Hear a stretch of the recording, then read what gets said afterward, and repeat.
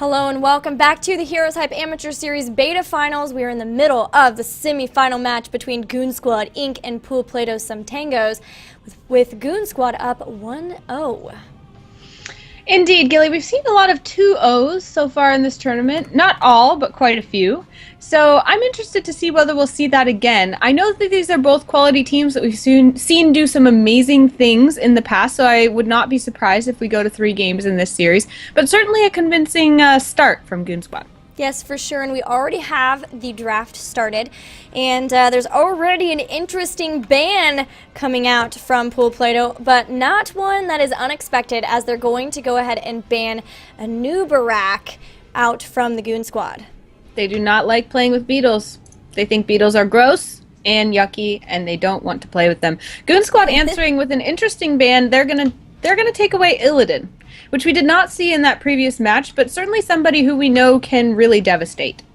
Yeah, it might be something where they are aware that Plato has the first pick, and that's something that they might not be able to stop from happening, or they're just not really wanting to play against him, maybe specifically on this map or specifically with his team. But either way, they are going to go ahead and ban Illidan, a ban that used to be really big, but is still occasionally seen, and they do first pick Sylvanas, with Plato picking up Jaina and Brightwing once again.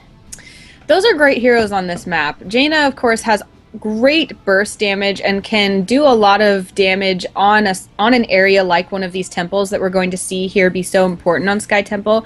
And then Brightwing, of course, we talked about in the last game very briefly how important mobility can be on some of these maps because they are so large. So Brightwing can stay in a lane to gather experience until the very last second when she's needed in a team fight, and then phase shift in. So that's going to come in really handy for Plato Some Tangos. I'm liking their team composition so far. Of course, Sylvanas is never a bad person to pick first, though, as she can do a lot of damage siege-wise in lane, so she can do some split pushing. We'll see if that's going to be a factor here as we see what else Goon Squad has up their sleeve. Yeah, of course she is able to stop structures from attacking her, and any structures that you can take down without the use of the temples means the temples go directly on to the big structures. But actually, huge pick up for Goon Squad as they're able to secure Lost Vikings. I was really surprised that we didn't see a Lost Vikings ban here, and that's going to be big because not only do they have great damage in terms of Kael'thas and Sylvanas, but now they have that passive XP gain from the Lost Vikings. Sorry, go ahead. Just they're going to be able to be everywhere. Like, looking at Goon Squad, Vikings are 3 beings, so they can be 1 in each lane, they can have 2 in a fight and 1 soaking experience, and then we see Sylvanas, who can be pushing lanes when the rest of her team is somewhere else as well, but Kael'thas, who can deal lots of damage. So I think Goon Squad may be going for a balance between, hey, we can just try not to engage in team fights and make sure that we have control of all the map objectives, or if we need to, we can still win a team fight. So far. But we can see that they don't have a healer or a tank yet, so they're not going to have that last flex pick that they had, or that we've seen other teams have. So they really are going to be relying on what they have already picked. So Plato has the chance to react to that a little bit now.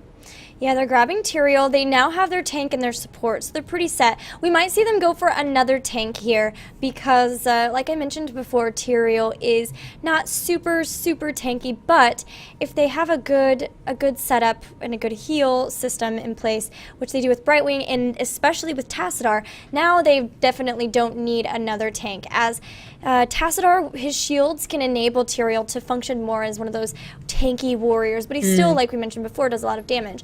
So I wouldn't be surprised if they went ahead and picked up Vala. They know that Vala is safe, right? Goon Squad now has to pick up a heal, has to pick up a tank. We most likely might see the ETC. ETC is still really big here, and especially on this map where he can get stage dive at level 10 and be able to dive in on one of those temples to be able to take it, or just make sure that he's always there for a team fight if, for instance, he was split pushing in another lane, which they have a lot of potential to do with those Vikings and Sylvanas. So that's definitely a possibility. He's also great at being able to keep people off of your squishies by using his abilities like Face Melt to be able to push people away, and that's something that you definitely want from Kael'thas. But Muradin would also be pretty good too here, as he has stuns, he has a lot of zoning potential too. Yeah, I feel like Muradin for me is like Mr. Never Die. I feel like I see him just take damage and then walk away and be like, har har, just kidding, you can't kill me. So I would not be surprised to see that here. That would be a welcome addition to this team, which, although it has lots of ability and lots of damage dealing, is made up of squishy people, especially those Vikings. They're just little tiny, they don't even count as a full kill. So I would love to see that. Also, that would mean some great beards coming out for Goon Squad, lots of good beardage. But speaking of good beards, beards. yeah. Also a great beard on Uther, Gilly. There is, and Uther has some stuns of his own. At least one with his Hammer of Justice, but he also does, if he were to pick something up like Divine Storm. Now, with needing to keep somebody like Kael'thas alive, it's also very, very possible and likely that he would go with the Divine Shield, but being able to get stuns with him makes me think that maybe they're still going to go for a Muradin here, because if they were able to, remember, they've got Vikings in every lane, right? So they could conceivably run a gank squad that would be able to take out towers. We see this a lot in this tournament, where you've got a four-man gank squad with Sylvanas, who just runs from one lane and takes out the towers to the next lane and takes out the towers to the next lane and takes out the towers. And if they have the potential to be able to stun some heroes off of that, they might even get some kills. Goon Squad did decide to go for the ETC. Don't blame them for that global map presence. He should still be able to provide a lot of displacement in terms of like a face melt and that type of thing. And now it's up to Plato for their last damage pick.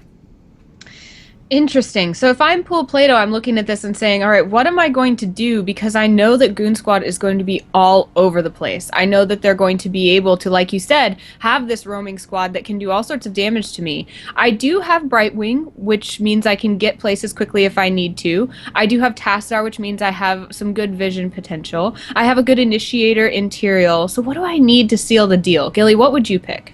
I think Falstad would be great for the crispy taco. Just throwing it out there. Vala's still out there. Vala's never a bad choice. She's amazing. I would love to see Kerrigan. Kerrigan and Jaina together is so good, but they don't have the Divine Shield, and often when you have Kerrigan, you want to have that Divine Shield from the Uther to keep her alive while she maelstroms. So I think we'll most likely still see a ranged person here. There's like a potential for Zeratul, but I think they'd probably want someone with more damage, more standard damage, who can like continually throw damage out, like Vala or Falstad. Maybe a Tychus? I don't know. I think I would go for Vala or Falstad over him for sure. Yeah, I think so too. I mean, I really like the Draken laser drill on this map personally.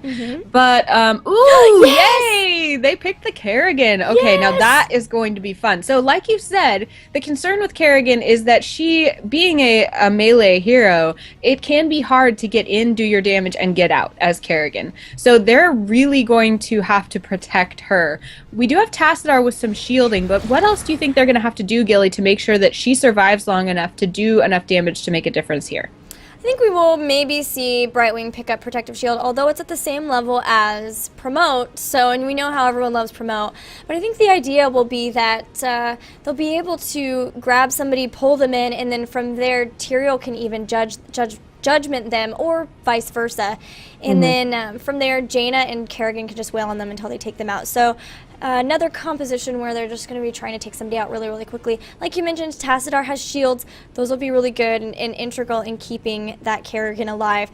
And Brightwing can also polymorph people off of the Kerrigan too, which is going to be really big. Keeping people off of the Jaina and the Kerrigan whenever possible. And I think that because of that, we might see the polymorph a lot on that ETC, but it's possible they might also choose to just polymorph Kael'thas, especially at like 16 when they can pick up Critterize, and then just take him out really, really fast because he'll be vulnerable to attacks. Yeah, I love the Kerrigan pick here because looking at Goon Squad, they are so scary, but if you manage to get one of them alone, especially the damages, if you manage to get one of the Lost Vikings or Kael'thas or even Sylvanas alone, then you can really put a huge dent in the ability of Goon Squad to continue fighting. So Kerrigan can do that really well with her Primal Grasp. I am really excited to see what happens around the temples, because I think that's going to be the most chaotic and most interesting place to see which team has that coordination that we saw be so important in Game 1.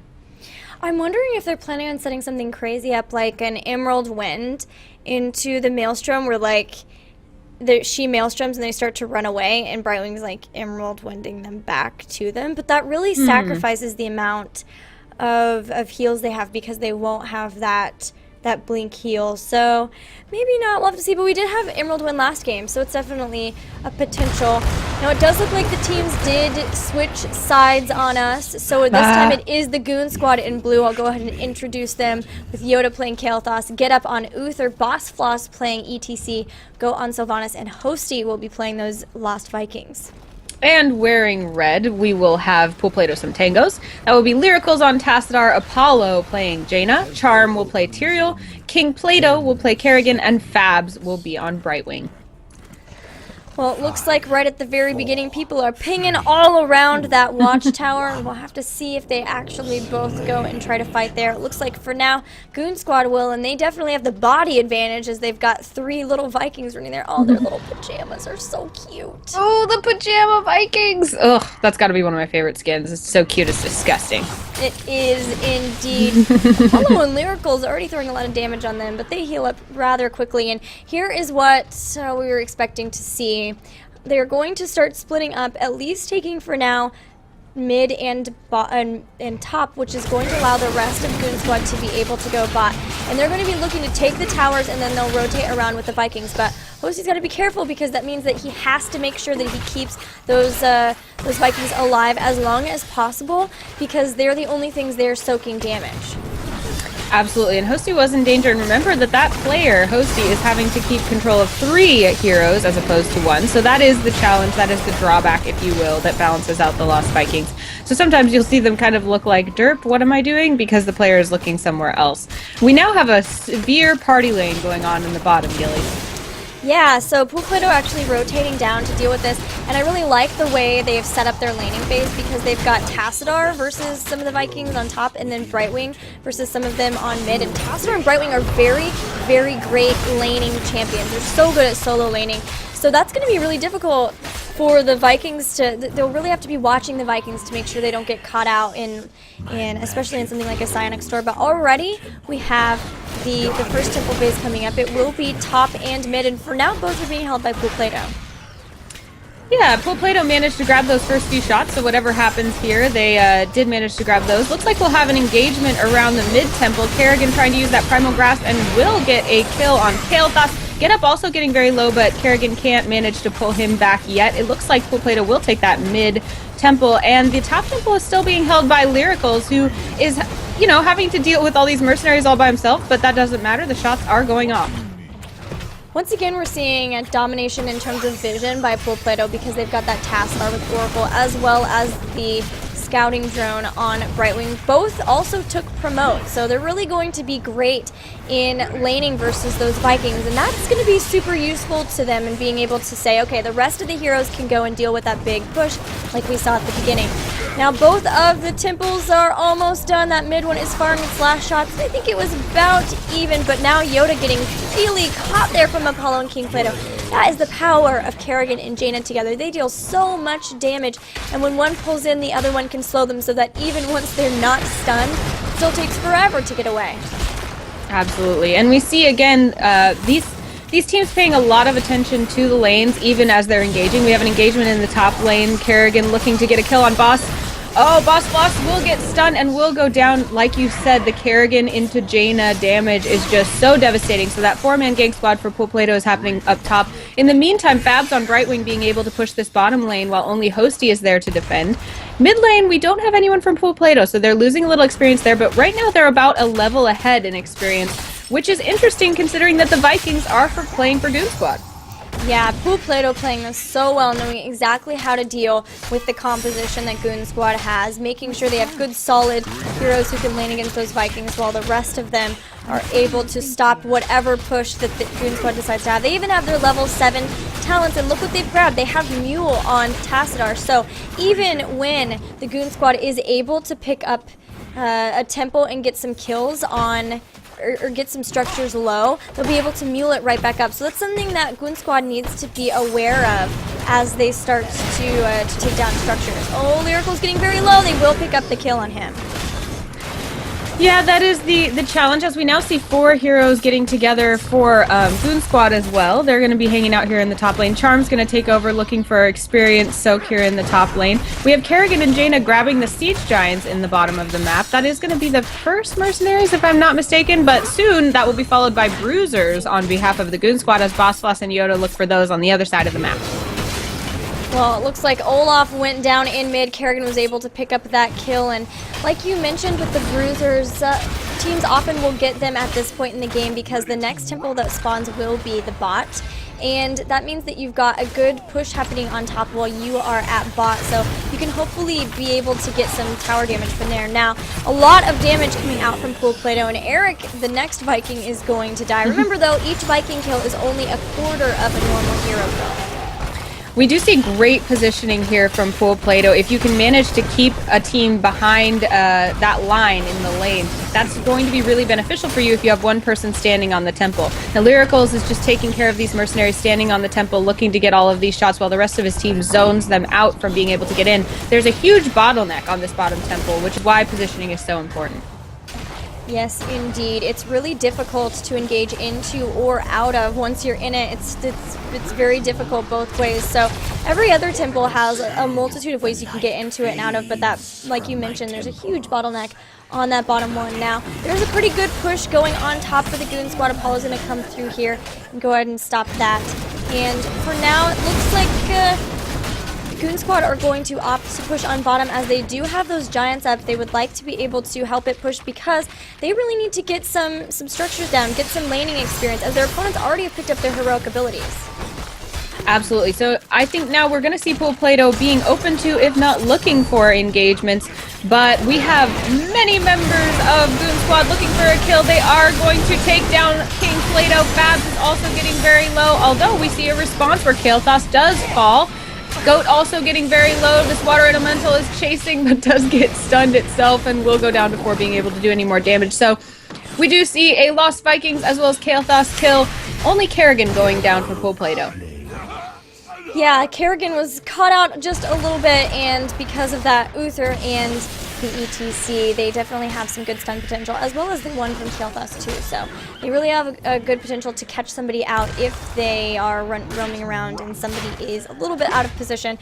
So now both teams have picked up their heroic abilities. We have the Archon, Water Elemental, Judgment, Maelstrom, and Blink Heal for Pool Plato, while Goon Squad has picked up the Longboat Raid, Divine Shield, Wailing Arrow, Stage Dive, and Phoenix.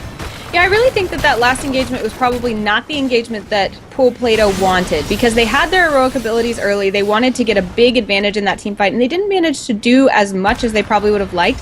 They're still a level ahead, but they really could have pushed that advantage. Kerrigan is going to grab 2 of the Vikings and going to take down 1 all by herself. She's alone, so luckily the rest of Goon Squad decided to move away instead of going after her. Well, this is a really pivotal point because whoever gets the bottom temple may have the opportunity to go after boss, depending on how the setup is. But for now, it looks like both teams are content to go up after the top temple. King Plato and Apollo have got to get out of here. The rest of their team isn't quite here yet. It looks like ETC and Brightwing, both of the heroes who are able to come in should they need to, are on the bottom. But Kael'thas, meanwhile, is getting melted, does get a good Divine Shield, and that Phoenix is really helping to zone. King Plato getting very, very low, as is Go. King Plato will be the first one to go down. A great protective shield there on Go is keeping him alive so long, but Tyrael will eventually be able to take him out. But now he's so out of position. That's a great stage dive that looks like Charm will be the next to go down. It's going to be really difficult for him to get away, but Brightwing's coming in and she's trying to get there. She does get there just in time, so she is saving Tyrael for now, but Boss Boss is the next one to get pretty low, as ETC was getting a little bit body blocked by those Vikings, actually.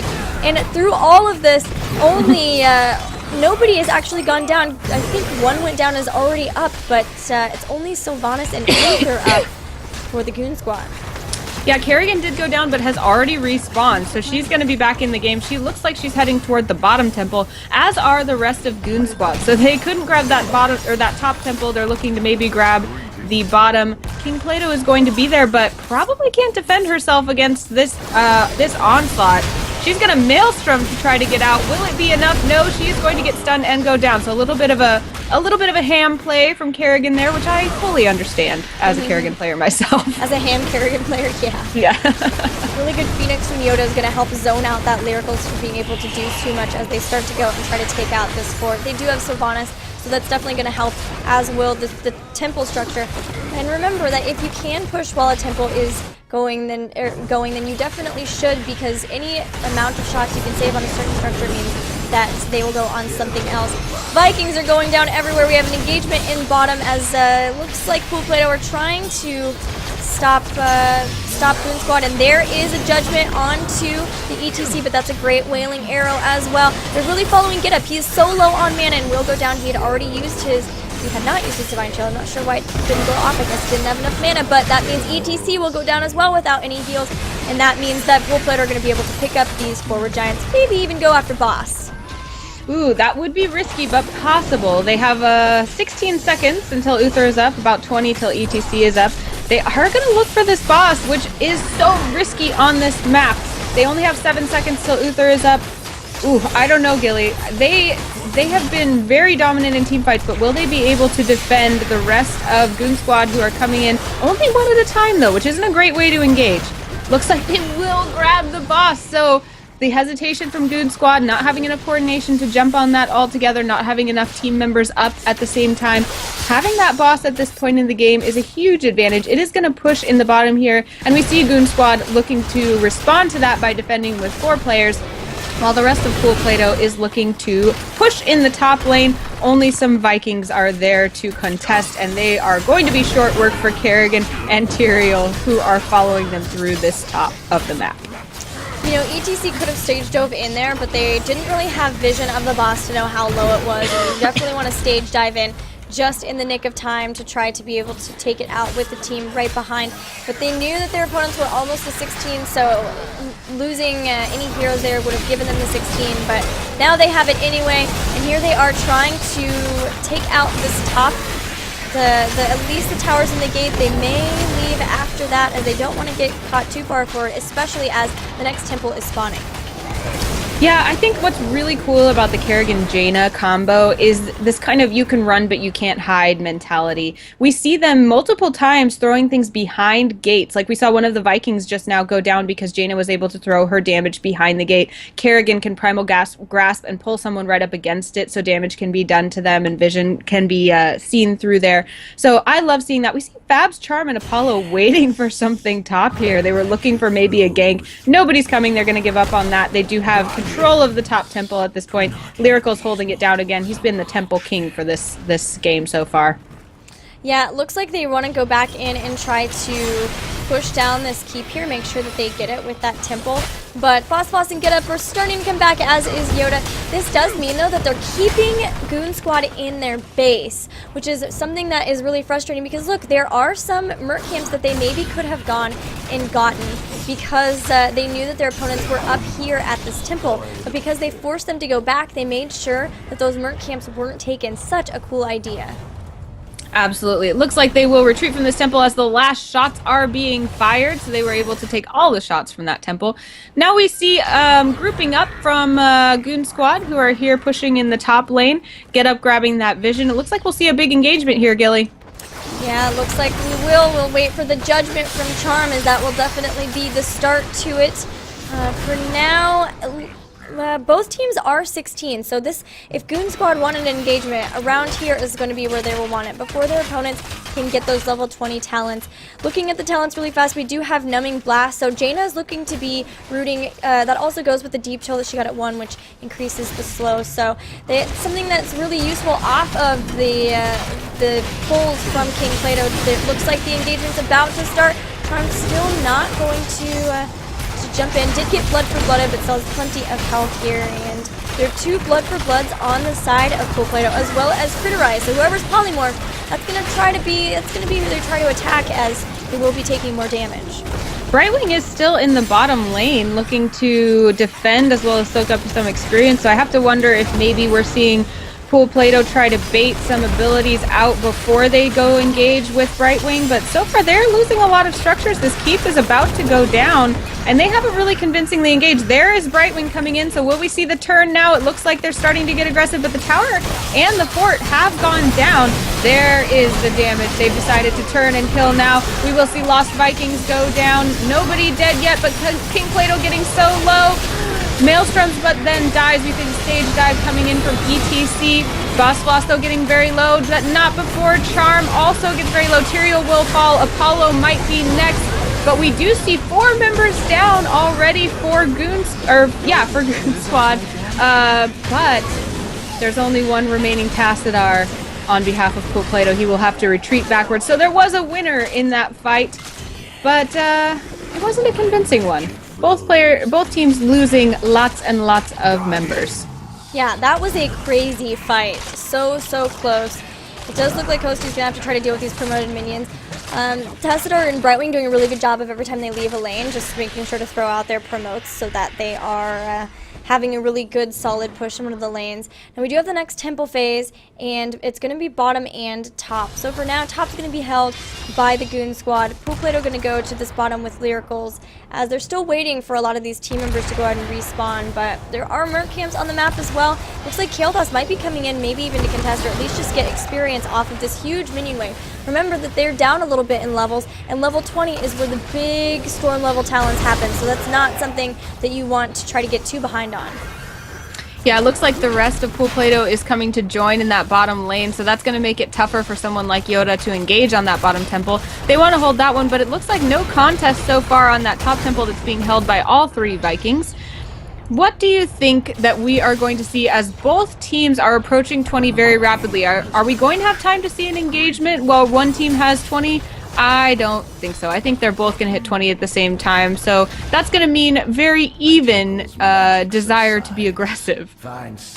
Yeah, remember that there is still one keep down on the side of the Goon Squad, so they still have to be able to, they have to make sure that they're watching that top lane always, which is why we saw Hosty really trying to make sure to stop those promoted minions up top, because if that gets too far ahead, then that provides a lane later that if the Pool Plato were able to win an engagement, they could quickly push in on that lane and be just already have minions there available. There are the level 20 talents. We're going to see everyone start to posture around this boss. We've got the Twilight Archon, a couple of bolts of the Storm as well as Hardened Shield, and a Storm Shield too, so a little bit of survivability there with a little bit of extra damage from Tassadar.